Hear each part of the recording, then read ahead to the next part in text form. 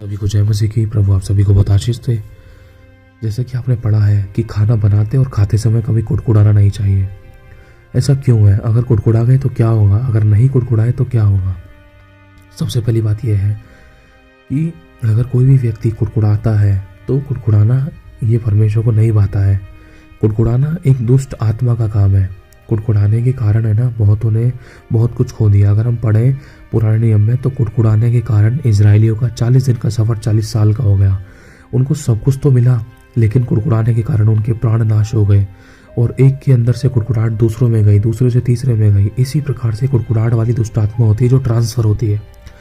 मान लो अब कोई बहन है, अब उस बहन के हस्बैंड ने इसको बहुत मारा है या ये बहुत गाली गलौज किया, या उस बहन को किसी घर के परिवार के किसी सदस्य ने सताया है या गाली गलौज किया है, बुरा भला कहा है, लेकिन वो बहन ऐसी नहीं है। लेकिन फिर भी अगर वो इन बातों को लेकर कुड़कुड़ा गई या कुछ भी उस बहन के साथ ऐसा हुआ कि शायद जो होना नहीं चाहिए था या उसकी गलती थी या नहीं थी, लेकिन फिर भी वो कुड़कुड़ा गई। मान लो चाहे किसी भी कारण से कोई बहन या भाई कुड़कुड़ा गया। मान लो कोई बहन लेते हैं हम, कोई भी बहन जो खाना बनाना जानती है वो कुड़कुड़ा गई, किसी भी तरीके से झुंझला गई, किसी के प्रति उसके मन में कड़वाहट या क्रोध या गुस्सा आ गया या गाली गलौज आ गया या कड़वाहट आ गई, भर गई कि इसको माफ़ी नहीं करूँगा, ऐसा है ये वैसा है, अरे जा इसको तो निकालो अपनी ज़िंदगी से, या अपने आप को अपने विषय में कुड़कुड़ा रही है, या तो मैं चली जाऊंगी या मर जाऊंगी, कुछ खा लूंगी, या ये तो आदमी है ही ऐसा, ये सास ऐसी, ये बहू ऐसी, ये ससुर ऐसा, ये बेटे ऐसे, ये तो है ही ऐसे, ये तो ऐसे हो जाए वैसे हो जाए। 636 बातें मन में आ रही। तो ये कुड़कुड़ाहट है जो विरोध को उत्पन्न करती है।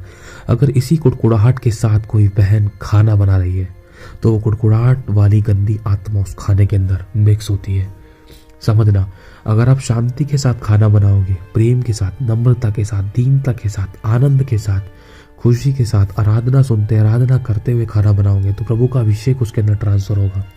अगर आप कुड़कुड़ा कर उन चीज़ों को क्रिएट करोगे तो आपके मुंह के शब्द, आपकी मन की बातें, आपके हाथों के काम उस बातों को प्रकट करेंगे। तो एक अभिषेक जो शैतानी अभिषेक है वो उत्पन्न होता है, क्योंकि लिखा जैसा तो बोलेगा वैसा होगा। अगर आप ये सब चीज़ें, ये कुड़कुड़ाने वाली बातें बोल कर खाना बना रहे हो, कुड़कुड़ाहट अपने मन में भर कर खाना बना रहे हो, गुस्से में खाना बना रहे हो, तो वो स्पिरिट उस खाने में ट्रांसफ़र होता है। और जैसे ही उस खाने को कोई खाएगा तो वो स्पिरिट, वो दुष्ट आत्मा जो उस स्त्री के अंदर काम कर रही थी वो दूसरे के अंदर भी काम करना शुरू कर देगी, जो भी उस खाने को खाएगा।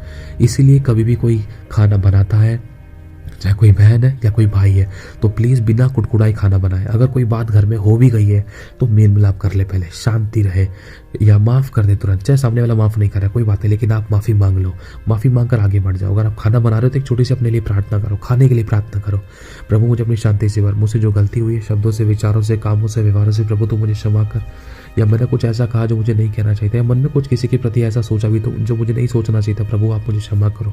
मेरे मन के, मेरे शब्दों के, मेरी देह, मेरे विचारों, व्यवहारों के द्वारा जो पाप किए गए, प्रभु आप क्षमा करें। तेरे लहू से मुझे हमें धो दीजिए, पाक कीजिए, शुद्ध कीजिए, पवित्र कीजिए, ताकि जब मैं खाना बनाऊँ तो तेरी शांति आए। जो मेरे विरोध में थे वो फेवर में हो जाए। प्रभु जब मैं खाना बनाऊँ तो तेरी शांति, तेरा प्यार, तेरा मेल मिलाप, तेरा आराम, तेरा आनंद, तेरी चंगाई, तेरा छुटकारा इस खाने में आए, ताकि जब कोई भी इस खाने को खाए, अगर कोई गुस्सा भी था मुझसे, अगर कोई परिवार में कोई बीमार था, परेशान था, लाचार था, कोई दुख में था, अगर कोई कड़वाहट थी, तो सब प्रकार की बीमारियां, शैतान की चालें, कड़वाहटें, बुराइयां हमेशा के लिए खत्म हो जाए इस खाने को खाने के द्वारा। प्रभु ऐसी शांति इस खाने में, ऐसा प्रेम इस खाने में आ जाए। प्रभु आप प्रार्थना करके जब उस खाने को बनाओगे तो देखना, जो काम आपके शब्द नहीं कर सके थे, आपने लोगों को बात करने के द्वारा सामने वाले को नहीं बदल सके थे, जब आप खाना बनाओगे उस प्रेम, उस शांति को उस खाने के अंदर मिलाओगे, जब सामने वाला खाएगा तो सच में प्रभु काम करेगा। क्यों? क्योंकि आप किसी मनुष्य को खुद नहीं बदलना चाह रहे, आप सिर्फ प्रार्थना कर रहे हो, क्योंकि कोई मनुष्य किसी को खुद नहीं बदल सकता। अगर आप किसी को मुंह से बदलना चाहोगे ना, बोल के, तो इसके कारण झगड़े रगड़े उत्पन्न होते हैं। लिखा है जब बातें ज़्यादा होती है वहाँ अपराध भी ज़्यादा होते हैं। इसी प्रकार अगर आप सिर्फ प्रार्थना करोगे, प्रार्थना करके खाना बनाओगे, प्रार्थना करके ब्लेस करोगे, खाना बनाते बनाते उसको प्रार्थना से शुद्ध करो, ब्लेस करो, उसमें प्रभु की शांति मांगो, प्रभु का मेल मिलाप मांगो, प्रभु का आनंद मांगो, प्रभु का अभिषेक मांगो, प्रभु की चंगाई मांगो, प्रभु का छुटकारा मांगो, प्रभु की दया मांगो, प्रभु का अनुग्रह मांगो, प्रभु की शांति और प्रेम की भरपूरी मांगो, ताकि जब कोई भी व्यक्ति जो दुष्ट आत्मा से भरा हुआ था, या कोई भी ऐसा व्यक्ति था जो कड़वाहट, गुड़गुड़ाहट, बुड़बुड़ाहट या क्रोध, ढा, जलन, गुस्से से या बीमारी से भरा हुआ था, जब भी वो इस आपके प्रार्थना किए हुए खाने को खाए तो उसके अंदर से वो दुष्ट आत्मा निकल जाए और वो शांति से भर जाए, प्रेम से भर जाए। अगर वो बीमार है तो वो चंगा हो जाए, अगर वो क्रोध में है तो उसको शांति मिले और वो मेल मिलाप करे, ये तरीके हैं, ये सच्चाई है। आप करके देखो, एक बार नहीं, दो बार नहीं, प्रभु इस बात को प्रकट जरूर करेगा। आप करके देखो, जिस शांति स्वभाव के साथ, जिस स्वभाव के साथ आप खाना बनाओगे वही स्वभाव दूसरे में जाएगा। क्योंकि एक आत्मा होती है जो ट्रांसफर होती है हमारे शब्दों के द्वारा, विचारों व्यवहारों के द्वारा, कुड़कुड़ाहट के द्वारा। उसी हाथ से बना रहे हो, कुड़कुड़ा के गुस्सा हो रहा है तो वो चीज़ कई बार खराब भी हो जाती है। गुस्से में कई बार उनमें नमक नहीं होता, कुछ कमियां हो जाती हैं, या कई बार हम खुद नहीं खाते हैं, कई बार ऐसी कुड़कुड़ाहट से भर जाते हैं, या तो खाना जल जाता है या कुछ खराब हो जाता है। ये सच्चाई है, बहाने बन जाते हैं, शैतान को मौका मिल जाता है। ये सच है।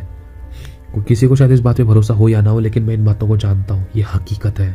जब आप शांति के साथ किसी चीज़ को बनाओगे, किसी को ला कर दोगे, किसी को खिलाओगे, किसी को परोस के दोगे, प्रेम, शांति, आराम के साथ प्रार्थना करके, प्रभु की भरपूरी, प्रभु की आशीष, नम्रता, दीनता, प्यार, प्रेम, मेल मिलाप, आनंद को मांग कर उस खाने पीने की चीज़ों में जब आप किसी को दोगे तो सच में वो बातें प्रकट होंगी और लोग प्रेम से, आनंद से, शांति से, भरपूरी से, आशीषों से, बरकतों से भरेंगे और चंगाई से भरेंगे। चाहे आपको लग रहा है स्टार्टिंग में ऐसा तो हुआ ही नहीं, लेकिन आप डरना, डगमगाना मत, देखना प्रभु प्रकट करेगा। आप खुद अनुभव करोगे इस बात का, मैं कह रहा हूँ अनुभव लो, प्रभु की महिमा प्रकट होगी। लेकिन जो कोई कुड़कुड़ाहट से ऐसे वैसे खाना बनाता है तो कुड़कुड़ाहट है ना, इंसान की हड्डियों में समा जाती है तेल बनकर।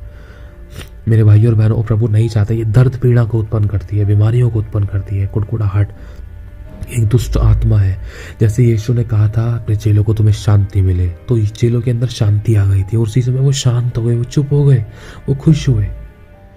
लेकिन इसी प्रकार से मेरे भाइयों और बहनों, ये कुड़कुड़ाहट वाले, ये बुड़बुड़ाहट के, दोषारोप पढ़ के, क्रोध के शब्द जब बोलते ना तो उससे झट क्रोध करने से गुस्सा भड़क उठता है।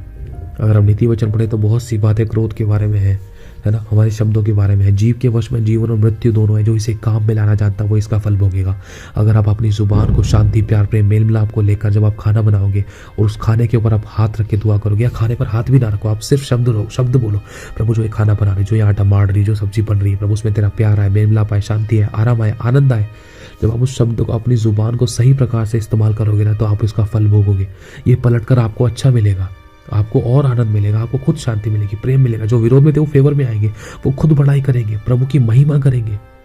लेकिन आप गुस्से, कुड़कुड़ाहट के साथ बनाओगे ना तो लिखा जीव के वश में जीवन और मृत्यु दोनों है। आप सोचो, आप जीवन की बातों को उस खाने के अंदर मिला रहे हो या क्रोध, मृत्यु की बातों को मिला रहे हो। मृत्यु की बातों को मिला रहे हैं, कड़वाहट, क्रोध की, गाय की, कड़वाहट की, जलन की, नामावी की, या विरोध की, चुगली निंदा की बातों को करके आप बोल कर या खाना पका रहे हो, तो वो चीज़ वापस पलट कर मिल सकती है आपको आपकी ज़िंदगी में।